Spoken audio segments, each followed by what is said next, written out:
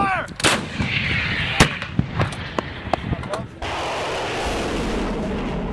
If there's one thing war is known for, it's advancements in technology.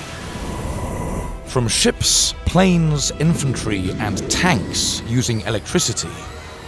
On ships, lights could be used to communicate with Allied ships or used to spot enemy ships in the darkness. Nowadays, electricity is as vital as ammunition.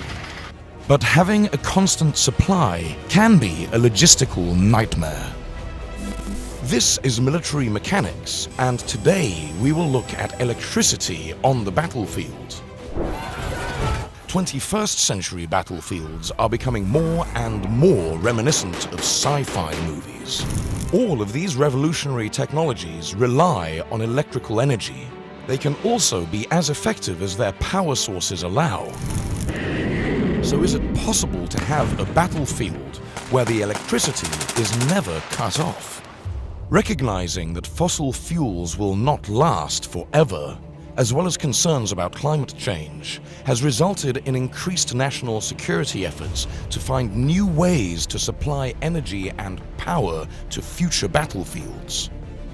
A June 2021 report by the National Academies of Sciences, Engineering and Medicine, Powering the US Army of the Future, had basically bad news, concluding that purely battery-powered combat vehicles that could be recharged in the field are not likely to be technically feasible by 2035, the time frame of the group's study.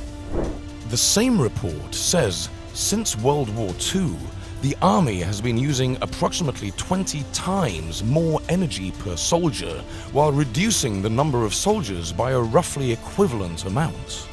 This direction will likely continue in the future and highlights the importance of energy supply and management.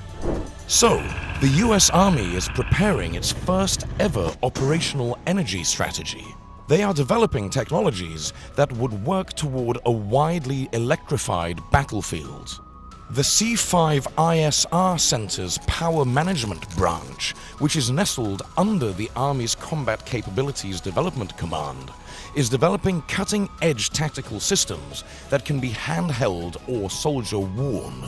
In recent years, troops have been required to carry an increasing number of devices in their rucksacks, ranging from radios to remote controls to tablets, resulting in increased soldier load.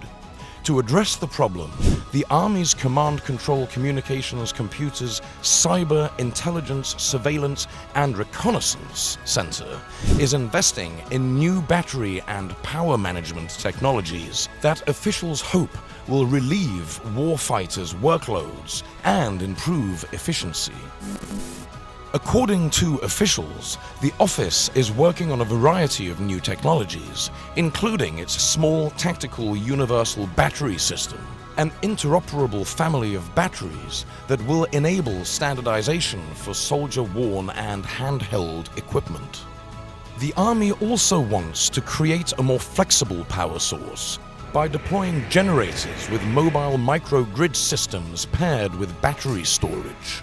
The center is developing on-soldier power infrastructure as well as experimenting with wearable solar panels and portable fuel cells. It also entertained the concept of a backpack that harnesses energy from the bouncing created by a moving soldier wearing it. These advances would create new mobile power sources on the battlefield. The Army researchers want to make this capability usable on the battlefield. The service also wants to ensure that soldiers have the ability to operate critical systems. Troops require reliable power to use existing equipment, such as the Net Warrior, as well as upcoming systems such as the Integrated Visual Augmentation System, which is regarded as a next-generation situational awareness tool. Net Warrior, for instance, relies on battery power either through the radio battery into which it plugs or an external battery called the Conformal Wearable Battery, or CWB. The CWB gives a soldier 18 to 20 hours of power. That's much more than the 6 to 8 hours provided by the radio battery. The batteries are the size of a small notebook and weigh around 2.5 pounds. The Army has also developed a universal battery charger mounted and integrated within a vehicle's power system so CWBs can charge on the go.